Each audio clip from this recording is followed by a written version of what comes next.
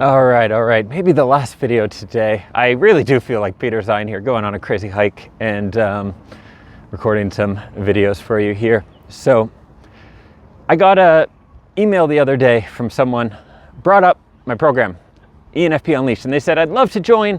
I love your stuff, but I just know I will not have the attention span for this because, and this is the important part of this video, I'm an ENFP with ADHD. And I responded to them very respectfully that I totally get that. Like if you're in a headspace where you're, have a dopamine addiction, you can't focus, you're all over social media or whatever, totally understand that you'd have trouble, going through a training because the program, there's a bunch of accountability, and I think the videos are pretty entertaining. I'm a pretty entertaining person, but ultimately, yeah, each training is an hour and a half, and it's meant to people who can pay some attention and actually want to improve their lives. So I said, don't worry about it if that's the headspace you're in, but please do me a favor. Do not associate being an ENFP or ADHD, which are a lifelong diagnosis. A very good one, by the way. I would not trade them, either of those traits, which I am an ENFP and I have ADHD. I would not trade either for anything. But do not associate those things with the inability to learn, to follow through, to improve yourself or pay attention or whatever else, because those are a permanent part of your identity.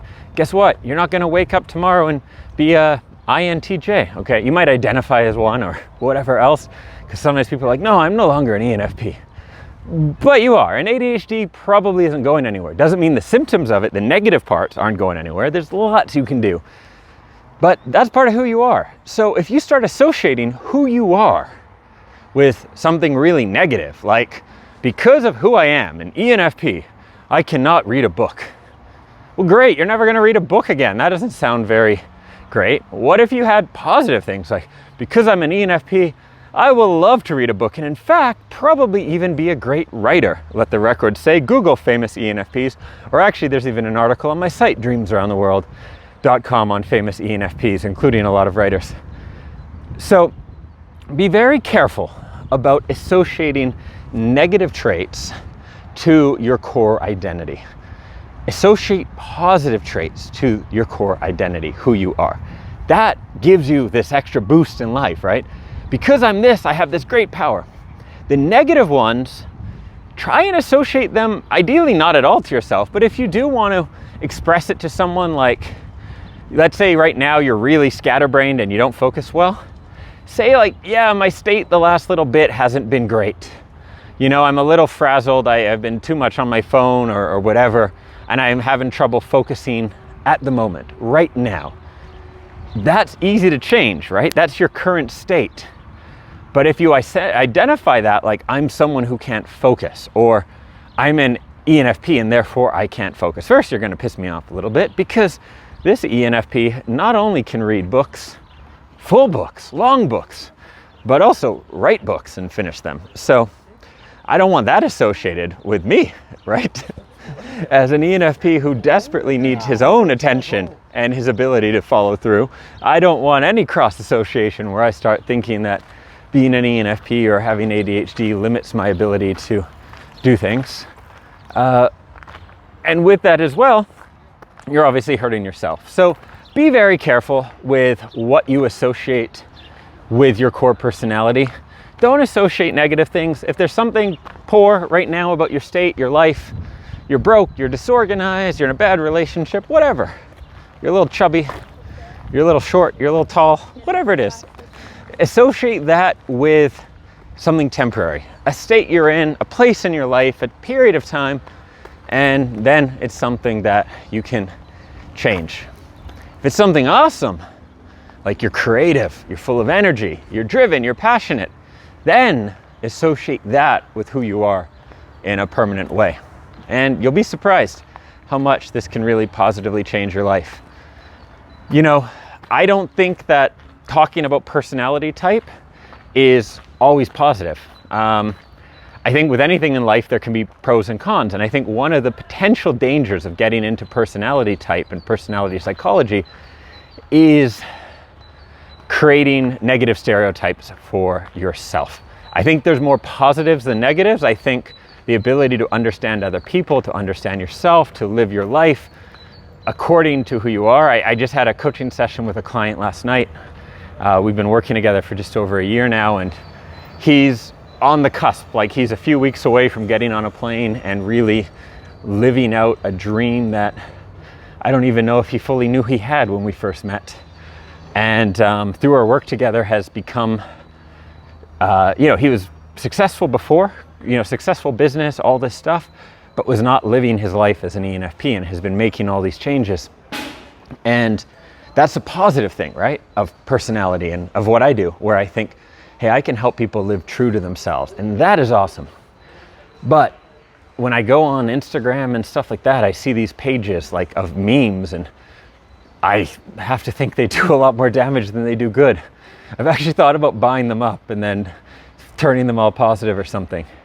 So just be careful about the negative stereotypes and associations with your type, and realize that being an ENFP, having ADHD, it's awesome. It gives you so much power. Hey, here's some power it gives. I was supposed to take a train over to this beautiful village, Rapperswil, in Switzerland. It's like a 4-minute train ride. And then I'm like, hey, I got 10 minutes to, use before the train. There's this cool little area with cows. I'm gonna go film a video. And then the video kind of went long, and then I was like, you know what? I'm halfway walking. I walked towards the town anyhow. So then I'm walking, and here we are. And I walked an hour and a half. I filmed 4, maybe 5. This might be the 5th video for the channel now. Well, enjoying a beautiful walk in the sunshine. Yeah, probably I would have done a little something with the hair different, okay, if I knew I was going to film 5 videos today, but hey, it is what it is. That's an ENFP thing. That's an ADHD thing. That ability to hyper-focus, to walk and talk, to create videos unscripted based off ideas like that, and do 4 or 5 in an hour while enjoying a beautiful hike in the sunshine. That's a gift. That's a superpower. And we have so many of these gifts and these superpowers. And so, as always, I just encourage you, focus on your gifts, focus on your superpowers. You can absolutely have a great attention span too. I have many clients who read books all the time. I've been reading a lot of books, both fiction, classical literature, nonfiction, all that for the last while. To get to Switzerland, I decided to take the train because I'm a little pissed off at airplanes lately. I'll tell that story another time. And I realized it's an 11-hour train ride here. And I'm like, that's beautiful. Train ride through Austria, through Switzerland, through the mountains. And aside from maybe 20 minutes at the very end, I didn't watch anything. I just read. I sat on the train and I read. I read probably half of one nonfiction book and half of a fiction book, and it was awesome. And guess what? I'm as distractible as all of us at the core, but I've trained myself and I've developed the ability to focus, and you can do that too. So stay positive, associate the best traits you have with who you are and focus on those, and do not allow yourself to associate BS stereotypes or things like that with your personality, because then they'll stick, and that's the last thing you want. If you're new to the channel, do subscribe. I publish new videos, I don't know when I have useful things to say, when I get lost in Switzerland and go on a hike, when whatever happens. But I have a back catalog of over 400 videos, I believe, mostly for ENFPs. So there's a lot to keep you busy.